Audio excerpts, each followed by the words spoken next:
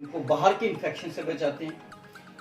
All babies born with the blue eyes, यानी कि हर बच्चा पैदा होते ही उसकी आंखें जो नीली होती हैं, और उसका कारण क्या होता है, क्योंकि उसकी बॉडी आंखों के अंदर मेलनिन नाम का जो सिक्रीशन होता है पिगमेंट का, वो बड़ा कम होता है, और जैसे जैसे वो बढ़ेगा और उसकी आंखों का रंग भी ब्राउन या और कलर का होना शुरू हो जाता है। क्या आप जानते हैं कि एक औरत अपनी लाइफ टाइम में 35 बच्चों को जन्म दे सकती है? तो अगर ऐसा है तो फिर 101 कौरव कैसे पैदा हुए? तो आप खुद समझ सकते हैं कि आज से कितने साल पहले साइंस ने कितनी तरक्की की थी। तो हिंदुस्तान की जो साइंस थी वो आज की साइंस से कहीं गुना आगे थी। हमारी बॉडी का सबसे बड़ा और सबसे छोटा सेल जो है, दोनों ही रिप्रोडक्टिव सेल हैं। सबसे बड़ा सेल जो है वो ओवा है, और जो सबसे छोटा सेल वो स्पर्म्स है। और जो ओवा होता है उसका साइज 1 mm है, और ये ऐसा सेल है जिसको हम अपनी नेक्ड आई से देख सकते हैं। आपको जान के ये हैरानी होगी कि एक छोटा बेबी जो होता है 3 महीने तक उसके जो फिंगरप्रिंट्स होते हैं वो पूरी तरह से तैयार हो जाते हैं। शायद ये खबर उनके लिए अच्छी नहीं होगी जो अल्कोहलिस्ट होंगे, ड्रगिस्ट होंगे या स्मोकिंग करते होंगे, क्योंकि ये तीनों ही जो हैं हमारी सेक्सुअल लाइफ को इफेक्ट करती हैं। Welcome you all in DSEJ home classes. I am Harpreet Singh, teacher of biology. Today we will discuss a new topic, that is reproduction in detail. Okay students, today we will discuss about the reproduction. So आज हम बात करेंगे reproduction पूरा detail में जितना हो सकता है। इसके छोटे छोटे क्वेश्चंस देखेंगे, जितने क्वेश्चंस आते होंगे वो भी साथ साथ क्लियर करेंगे। तो चलो बिना टाइम वेस्ट किए हम बात करते हैं रिप्रोडक्शन की। सो व्हाट इज रिप्रोडक्शन और क्यों रिप्रोडक्शन की जरूरत पड़ी? क्या रिप्रोडक्शन हमारे सर्वाइवल के लिए इम्पोर्टेंट है?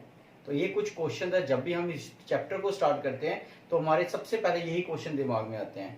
तो पहले तो ये देखेंगे रिप्रोडक्शन है क्या।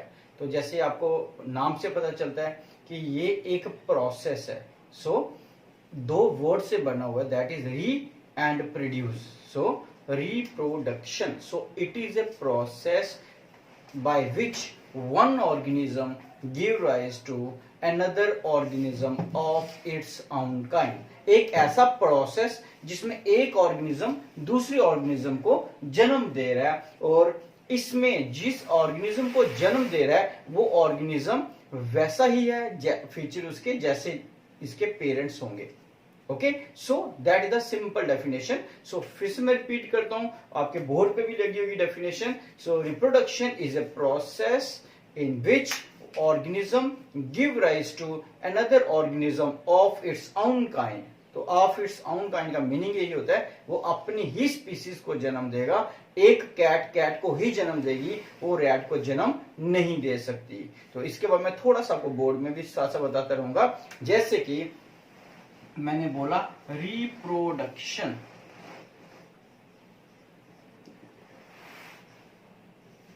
सो रिप्रोडक्शन कहां से बना है? 2 वर्ड से बना है, री प्लस प्रोड्यूस। तो री का मीनिंग ये होता है अगेन, और प्रोड्यूस का मतलब हो गया प्रोडक्शन। सो अगर हम दोनों को जोड़ दें तो बन जाता है again produce. So it is a property of an organism, not a non-living organism but the property of living organism to produce its own springs, its own species, that is called again and again, एक के बाद दूसरी दूसरे आगे। अब बात मैंने दूसरी की थी, क्या रिप्रोडक्शन जो है सर्वाइवल के लिए इंपॉर्टेंट है? सर्वाइवल, ह्यूमन के सर्वाइवल के लिए इंपॉर्टेंट है? अगर मैं बोलूं, शायद आपको अजीब लगे, मैं बोलूंगा रिप्रोडक्शन हमारी बॉडी का एक ऐसा सिस्टम है that is not important for the survival of life. आप कहोगे सर कैसे? Because it is important for the continuity of life. मतलब ये कि ये सर्वाइवल के लिए इंपॉर्टेंट नहीं है, कॉन्टिन्यूटी ऑफ रेस उसके लिए इंपॉर्टेंट होगा। कॉन्टिन्यूटी मीन्स हमारी जो जनरेशंस है, हमारी जो स्पीसीज है वो आगे कंटिन्यू करें, चलती रहे, हमारी रेस रुके ना। तो उस प्रोसेस के लिए इंपॉर्टेंट है, ना कि सर्वाइवल। सर्वाइवल होता है जैसे मैं यूं सपोज करूं, अगर आगे मैं आगे रिप्रोडक्शन नहीं करता हूं, मेरे आगे जनरेशन नहीं चलती हैं, क्या मैं मर जाऊंगा या मेरी सर्वाइवल खत्म हो जाएगी? नहीं, मैं सर्वाइव करूंगा, पर मेरी जो कॉन्टिन्यूटी है, जो मेरी रेस है, वो आगे नहीं चल पाएगी। दैट इज कॉल्ड, दोनों में फर्क है, क्योंकि कई बार हमें बताया जाता है सर्वाइवल और कॉन्टिन्यूटी। तो सर्वाइवल होता है जिंदा रहना, जिसको हम बोलते हैं, उसके लिए हमारे सारे सिस्टम इंपॉर्टेंट है, लेकिन कॉन्टिन्यूटी के लिए सिर्फ रिप्रोडक्शन जो है वो मोस्टली इंपॉर्टेंट है। तो ये बिल्कुल छोटी छोटी बारीक चीजें हैं, माइन्यूट है, बेस है, तो इसलिए साथ साथ इसको भी क्लियर करना है। सो दिस इज कॉल्ड ओके। अगर हम बात करें मोड ऑफ रिप्रोडक्शन की, रिप्रोडक्शन के जो टाइप्स हैं उसको अगर बात करें तो broadly the reproduction is classified into two types. One is the asexual mode and second is the sexual mode. अब इन दोनों को मैं आपको एक्सप्लेन करूंगा बोर्ड के ऊपर, आराम से आप पूरा ध्यान से देखें इधर। सबसे पहले हम बात करेंगे चलो सेक्सुअल रिप्रोडक्शन की।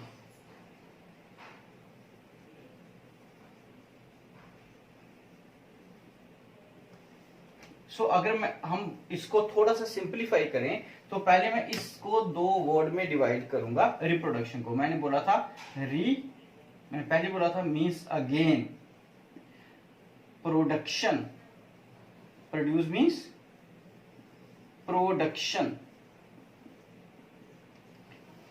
ये हमें पहले पढ़ा। It is the process in which the one organism give rise to another organism, one organism give rise to another organism, that is called reproduction। लेकिन अब इसके साथ वर्ड लग गया सेक्सुअल, और सेक्सुअल वर्ड ड्राइव कहां से किया गया? That is sex. What do you mean by sex? Sex means male and female.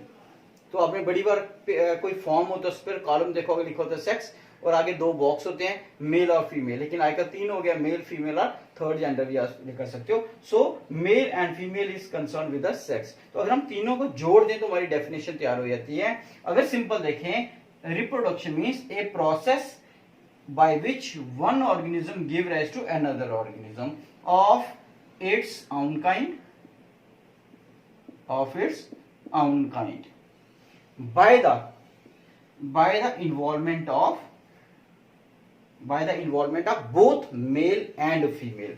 मतलब यहाँ पे मेल और फीमेल दोनों का इन्वॉल्वमेंट बहुत ज्यादा जरूरी है, तब जाके जो आगे हैं वो ऑफस्प्रिंग हो पाएंगे। जैसे ह्यूमन की बात करेंगे, ह्यूमन में मेल और फीमेल का होना जरूरी है ताकि आगे ऑफस्प्रिंग प्रोड्यूस सके। That is called sexual reproduction. जहां फिर थोड़ा और चेंज कर दें तो अब मेल आपको पता है कोई भी है, चाहे प्लांट में चाहे एनिमल में, they produce sperms and female produce egg. तो दूसरी डेफिनेशन बोल सकते हो first, it is a process that involve both sperms and egg. Okay, so it is a process by which one organism gives rise to another organism of its own kind by the involvement of both sperms and eggs। ये देख। और तीसरा, अब ये egg और sperm जब आप आपस में फ्यूज करते हैं उस प्रोसेस को बोलते हो फर्टिलाइजेशन।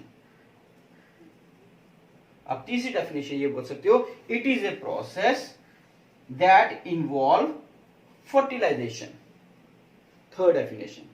फोर्थ डेफिनेशन बोल सकते हो, क्योंकि जब फर्टिलाइजेशन होती है तो बनता क्या है? जाइगोट। सबका मीनिंग एक है लेकिन अलग अलग तरह से बता सकते हो। नेक्स्ट आ गया, it is a process where zygote is formed. तो आप किसी भी तरह से लिखोगे कोई भी गलत नहीं करेगा, क्योंकि सबका मीनिंग एक ही है। चाहे मेल फीमेल की बात करें, गैमेट्स की बात करें, फर्टिलाइजेशन की बात करें, जाइगोट फॉर्मेशन की बात करें। सो ये छोटा सा एक कंसेप्ट था कि सेक्सुअल रिप्रोडक्शन का मीनिंग क्या होता है। ओके, अब हम इसके फीचर्स की बात करेंगे जो हमने पहले भी पढ़े हैं। तो आगे हम बात करेंगे कैरेक्टरिस्टिक फीचर ऑफ। तो अभी हमने देखा सेक्सुअल रिप्रोडक्शन, उसके फीचर्स। अब हम बात करेंगे ए सेक्सुअल रिप्रोडक्शन। और जब तक मैं पढ़ा रहा हूं, अगर आपने सेक्सुअल देखा तो प्लीज आप उसको थोड़ा सा माइंड में रखें, तो आपको बहुत सारा पता चल भी जाएगा। तो साथ साथ उसको मैं और क्लियर करता जाता हूं। तो सबसे पहले बात आती डेफिनेशन की। So as far as definition is concern, asexual reproduction। तो यहां पे भी हम फिर से इसको क्या करेंगे, स्प्लिट करेंगे रिप्रोडक्शन को मैंने बोला था process in which one organism give rise to another organism, and a means single और विदाउट, मतलब ए का मतलब क्या होता है, सिंगल होता है, या फिर उसका मतलब विदाउट। और सेक्सुअल का मीनिंग मैंने पहले बोला था, दैट इज सेक्स, और सेक्स को मैंने डिवाइड किया था दो में, that is male and female. अब अगर आप इस तरह से करोगे कभी भी लाइफ में आपको ये डेफिनेशन भूलेगी नहीं, और बड़े अच्छी तरह से आप इसको लर्न कर पाओगे। सो asexual reproduction is a reproduction in which one organism give rise to another organism of its own kind without the involvement of male or female। एक ऐसा प्रोसेस जिसमें ऑर्गेनिज्म दूसरे ऑर्गेनिज्म को जन्म देगा, लेकिन वहां पे मेल और फीमेल का होना जरूरी नहीं है, या फिर वो अकेला ही सिंगल सेक्स ही क्या कर सकता है, एक ऑर्गेनिज्म को जन्म दे सकता है। क्यों? क्योंकि यहाँ पे गैमेट्स इन्वॉल्व नहीं होते, मतलब यहाँ पे एग और स्पर्म इन्वॉल्व नहीं होंगे, ये चीज याद रखनी है आपको। दूसरा, यहाँ पे अगर इन्वॉल्व नहीं होते तो फर्टिलाइजेशन भी नहीं होगी, और अगर फर्टिलाइजेशन नहीं होगी तो जाइगोट फॉर्मेशन भी नहीं होगा। तो ये सब कुछ कहां पे होता है, ये एसेक्सुअल रिप्रोडक्शन के अंदर होगा। So asexual reproduction is a reproduction where no male और female is required, single parent ही आगे बच्चों को जन्म दे सकता है, और यहाँ पे गैमेट फॉर्मेशन नहीं होगा, फर्टिलाइजेशन नहीं होगा, जाइगोट फॉर्मेशन भी नहीं होगा। तो ये सब बात आती है एसेक्सुअल के अंदर। अब हम बात करेंगे फीचर्स की कि इनके फीचर क्या हैं। तो फिर से बताऊंगा, जैसे आपके सेक्सुअल के उसी के साथ में करेंगे, इनका डिफरेंस भी हो जाएगा। तो अगर हम बात करें फीचर की, तो सबसे पहला फीचर आ गया कि ये यूनिपेरेंटल है। क्या है ये? यूनिपेरेंटल। और अगर हम साथ में लिखें कौन से, सेक्सुअल रिप्रोडक्शन के, तो साथ में डिफरेंस भी हो जाएगा। तो ये यूनिपेरेंटल है, तो ये क्या था, बाई पेरेंटल। बाई का मतलब दो और यूनि का मतलब वन, तो यहाँ पे सिंगल पेरेंट ही आगे ऑर्गेनिज्म को जन्म दे सकता है। सेकंड मैंने यहाँ पे बोला था कि यहाँ पे गैमेट्स और नॉट इन्वॉल्व, यहाँ पे गैमेट्स इन्वॉल्व नहीं होंगे, गैमेट्स आर इन्वॉल्व, यहाँ पे गैमेट्स इन्वॉल्व होंगे। थर्ड अगर बात करें, no fertilisation is there, no fertilisation. मैं थोड़ा शॉर्ट में लिख रहा हूं, टाइम थोड़ा बच जाए। Fertilisation takes place.